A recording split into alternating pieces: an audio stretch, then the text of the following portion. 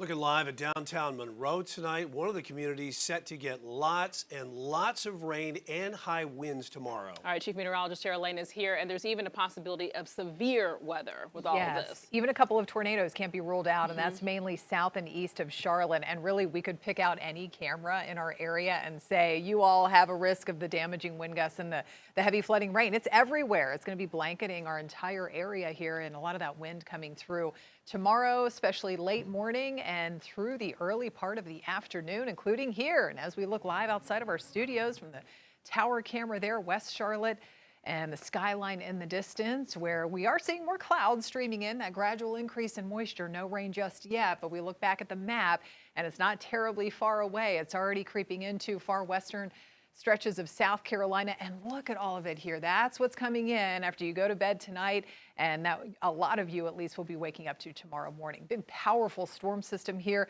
on the colder side of that, with all that wind too around that area of low pressure. We got the blizzard conditions and just that heavy snow across sections of the plain states and lifting up toward the Midwest, but we're going to stay generally on the warmer side of the system. The exception is going to be in the mountains, where a little bit of an icy mix still possible late tonight and early tomorrow.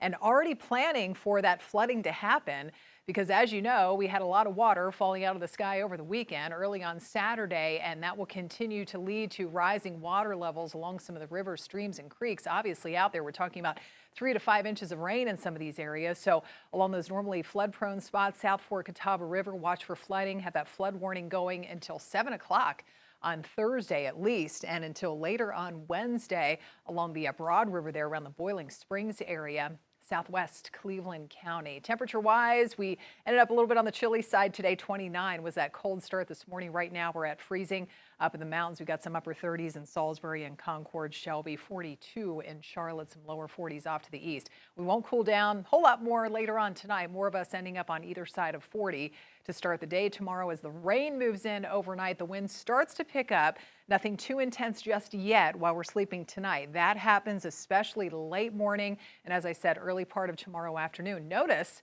the warmer push of air too coming in. Highs tomorrow jumping into the lower 60s with a warm front moving in and directly ahead of that cold front. So again, before you go to bed tonight, most of you probably do this anyway, make sure your phones are going to be fully charged, and look for those flashlights just in case you do lose power for a time tomorrow. Bring in any loose outside objects so they don't blow around. Empty trash cans outside. Again, heavy flooding rain possible along with that damaging wind threat. And as I said, the mountains could be dealing with a little bit of a sleet or freezing rain mix, that icy mix to start, or even overnight tonight as that moisture moves in with those colder temperatures. So that's why you all are under that winter weather advisory through tomorrow morning. High wind warning continues through tomorrow. Wind advisory everywhere else. This is how windy it will be and when. So again, tonight and early tomorrow, we're talking wind gusts around 25, 30 miles an hour. But the strongest wind from near the foothills through the Piedmont points east comes on in with this potentially damaging line of thunderstorms here, just an intense squall line. I'll show you that coming up.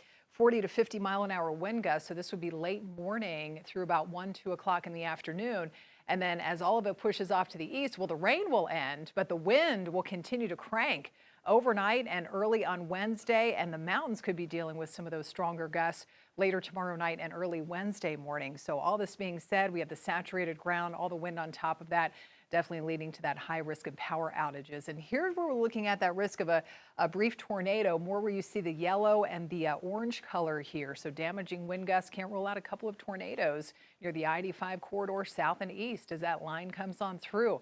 We've talked about the risk of flooding. Look at all this rain just covering the entire area. This is a look at about 9, 10 o'clock tomorrow morning. Most of it will be focused up in the mountains and foothills, and there's that line I was talking about. So around lunchtime, going into early afternoon, that's when we see that forming, crossing over the I-77 corridor through about 2, 3 o'clock in the afternoon, and then sliding east with time. So by 4, 5, 6 o'clock, most of that rain is over and done with. A couple of leftover scattered showers, and then the mountain snow kicks in for later tomorrow night and early Wednesday. By the time all is said and done, 2 to 5 inches of rain possible, especially north and west of Charlotte. So flooding, definitely a possibility there. Temperatures again tonight, right around that 40-degree mark. We are back to sunshine Wednesday and Thursday, and we could see another strong storm system to wrap up the week on Friday.